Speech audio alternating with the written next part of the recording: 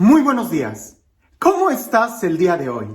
Espero que te encuentres muy bien y también espero que puedas darte cuenta que puedes estar mucho mejor. Y así es. Nuestra vida siempre debe de ser un buscar mejorar todas las áreas de nuestra vida. Como diría San Pablo, de una u otra forma, nosotros vamos de victoria en victoria, aumentando cada vez más nuestra dignidad y cada vez abriendo más nuestros horizontes para disfrutar la vida que Dios nos ha dado. Porque mientras más abrimos esa capacidad interior de disfrutar nuestra vida, más nos disponemos para poder vivir en el cielo la vida que Dios quiere darnos. Y hoy el Evangelio nos habla de eso, por supuesto que el Evangelio nos va a hablar de eso, porque es palabra de vida, es palabra que nos alienta, es palabra que nos motiva. Y escúchalo bien, el Evangelio son palabras que nos confrontan, porque tenemos un Dios que nos saca continuamente de la comodidad para llevarnos a horizontes nuevos. Tenemos un Dios que nos invita de dejar estar en la orilla para ir a remar mar adentro y pescar en abundancia. Escucha con mucha atención el Evangelio el día de hoy, porque lo voy a decir. Tristemente, muchas veces, cuando leemos este Evangelio, o el paralelo, el parecido a este en Mateo, cuando leemos este Evangelio, usualmente lo leemos con una actitud muy pasiva, casi como de resignación. Y estoy seguro que esa no es la intención.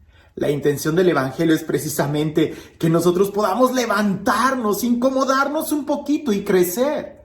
Porque ha habido quienes han dicho que la religión es como que el opio del pueblo, la droga del pueblo que oprime al pueblo. Y no hay nada más equivocado que eso.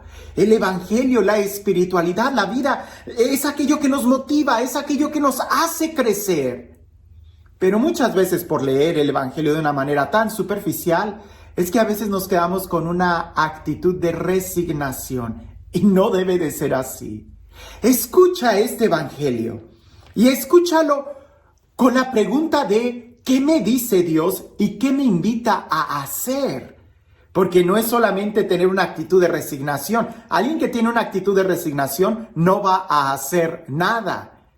Pero alguien que trata de tener una tarea después de leer el Evangelio, ese sí tiene mucho que hacer. Y el Evangelio nos invita precisamente a eso, a levantarnos y trabajar. Escucha pues el Evangelio. Dice así. En aquel tiempo, mirando Jesús a sus discípulos, les dijo: Dichosos ustedes los pobres, porque de ustedes es el reino de Dios. Dichosos ustedes los que ahora tienen hambre, porque serán saciados. Dichosos ustedes los que lloran ahora, porque al fin reirán.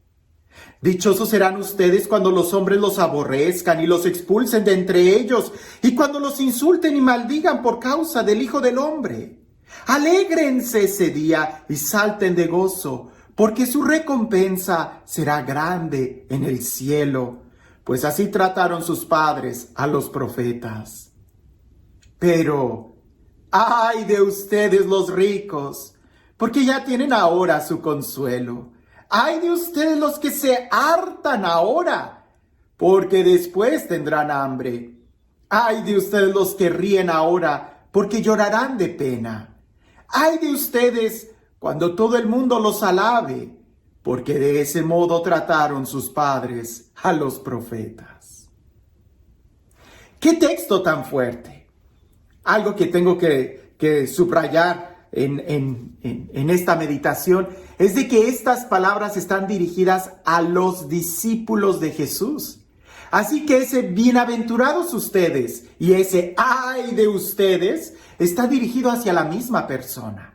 De tal manera que para nosotros debemos de aplicarnos ese de bienaventurado cuando sufres, pero también debemos de aplicarnos ese, hey, ten cuidado, porque puede ser que seas tú el que esté satisfecho el día de hoy y entonces lo vas a perder todo. Meditemos en esto.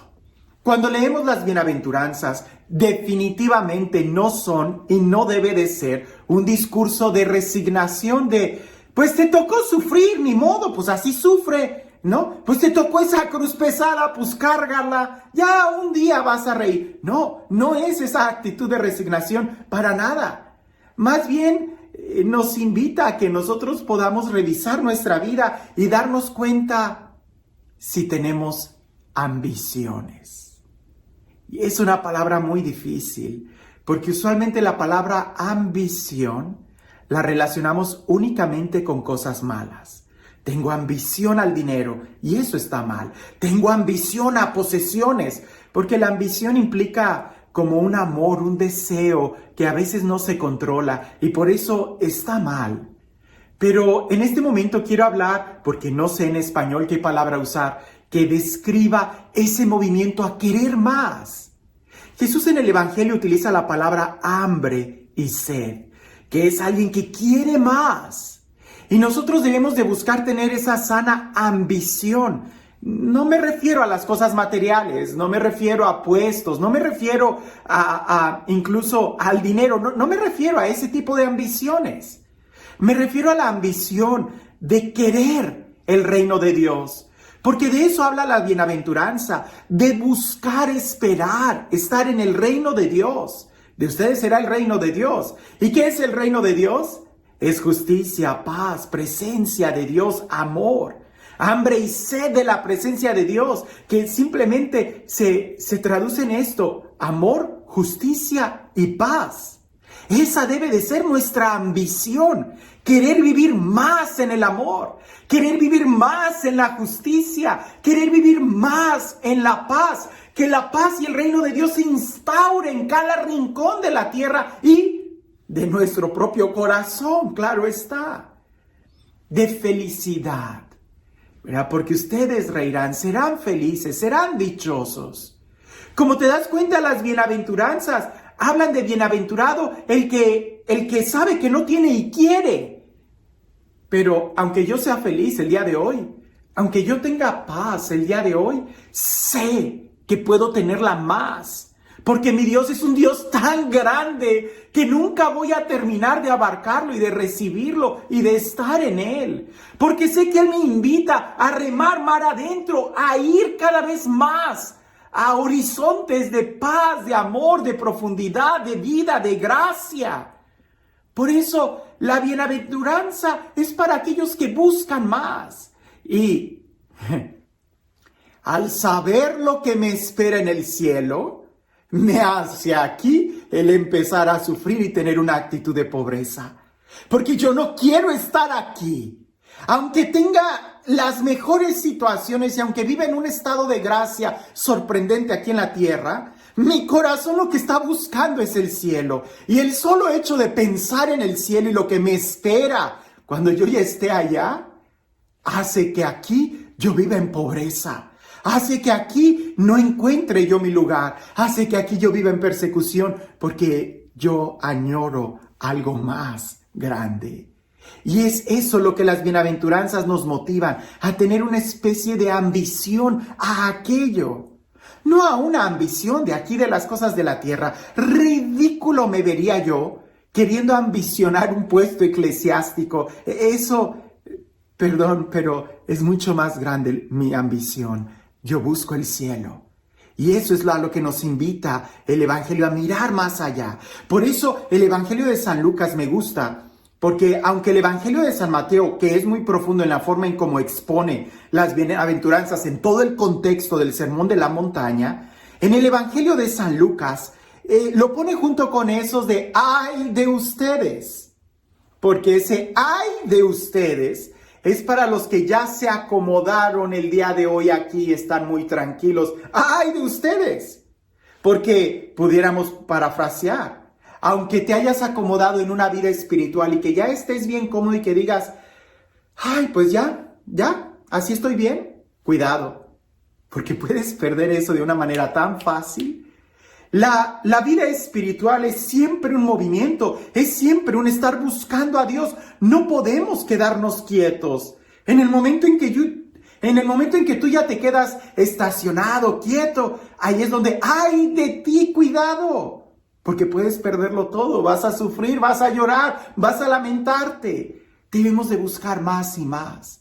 Como te das cuenta, las bienaventuranzas, el Evangelio, no es para nada una actitud de resignación y, ay, pues ya ni modo, quédate así. No, es más bien una actitud de confrontación, de seguir adelante, de luchar, de pelear, de soñar, de añorar, de tener hambre, de trabajar. Eso es. El día de hoy estás muy bien. ¡Qué bueno! Puedes estar mejor. Y las bienaventuranzas señalan directamente los bienes más grandes. Porque si no es eterno lo que buscas, no vale la pena. Hay que buscar cosas que no se acaban. Esos son los mejores negocios de esta vida. El poder invertir en algo que nunca se acaba. Jesús dirá, en algo que jamás va a poder ser robado, ni que la polilla va a poder destruir. Y eso solamente son los bienes de allá arriba. También las bienaventuranzas no solamente hacen ver el reino de los cielos como algo material, como una transacción, no, sino que nos invitan a vivir aquí y ahora en el amor, en la paz, en una sana relación fraterna. Como te das cuenta, el Evangelio del día de hoy nos da mucho que reflexionar, que vivir, que meditar, que soñar, que esperar, añorar, desear, tener hambre y sed de Él. Y este Dios, el Dios del amor, el Dios de la paz, el Dios que sacia nuestra vida de bienes, que sea Él quien el día de hoy nos bendiga, en el nombre del Padre, del Hijo y del Espíritu Santo. Cuando leía este evangelio y lo meditaba, al final yo decía, bueno, ¿qué cuentito puedo usar para reflexionar en esto? Y me venía a la memoria este cuento que creo nunca lo he contado porque lo considero un poco rudo, pero grafica muy bien sobre la bienaventuranza y el tener cuidado en cómo estamos viviendo aquí, porque va a repercutir, va a tener influencia en el cielo, en cómo vamos a vivir allá. Cuentan que había un rey que era muy déspota, era muy malo y tenía un empleado, un criado, un sirviente del cual él se reía mucho, lo humillaba en público, lo trataba muy mal. Él era el rey y era su sirviente y su sirviente no tenía otra cosa más que servir al rey, no tenía opción. Pero el sirviente tenía algo muy peculiar. Lo hacía todo con amor. Lo hacía con amor. Y eso hacía que el rey más se burlara de él. Porque de una u otra manera el rey estaba seguro que su sirviente como quiera lo iba a tratar a él muy bien. Pues en una ocasión el sirviente se acercó a él y le dijo, Señor rey, tuve un sueño. El rey se empezó a reír a carcajadas y dijo, y ahora resulta que tú tienes sueños. A ver, cuéntamelo, ¿qué soñaste? Y aquel siervo le dijo, soñé que los dos estábamos ya en la vida eterna y que a usted un ángel se le acercaba con un cáliz, con una copa de oro llena de miel y lo bañaba a usted con miel. Y el rey se empieza a reír y dice, hasta en la vida eterna voy a pasarlo muy bien. Y cuéntame, ¿qué más pasó? ¿A ti qué te dieron? Y aquel hombre le dice, el siervo le contesta al rey, pues conmigo vino un ángel también, pero traía una cubeta de aluminio sucia, llena de estiércol fresco, y con esa a mí me bañaba. El rey se empieza a reír y dice, hasta en la vida eterna nos vamos a burlar y reír de ti. ¡Qué mal te ha tocado vivir! Y el siervo le dice, pero aún no termina el sueño. Y el rey le dice, esto se pone mejor. Cuéntame, ¿qué sucede después? El siervo le dice, se oyó una voz que nos ordenaba que yo lo tenía que lamber a usted y usted a mí hasta que quedáramos limpios. En ese momento al rey se le acabó la risa, pidió que se saliera el siervo de su presencia y se quedó reflexionando que efectivamente él estaba recibiendo la miel del cuidado de su siervo y su siervo estaba recibiendo todo el estiércol que él estaba dando. Ya faltaba muy poco para que ese sueño se cumpliera real. El día de hoy, ¿cómo estamos viviendo nosotros aquí? ¿Cómo pretendemos vivir en el cielo? ¿Qué esperamos vivir en el cielo? ¿Hay relación con lo que esperamos vivir en el cielo y la forma en cómo estamos viviendo aquí? Dicen que el rey a partir de ese momento empezó a cambiar muchísimo con su siervo y empezó a tratarlo muy bien porque supo que efectivamente lo que hacemos el día de hoy tiene una relación muy fuerte con el mañana. ¿Y tú? ¿Cómo vas a vivir el día de hoy? Que tengas un excelente día.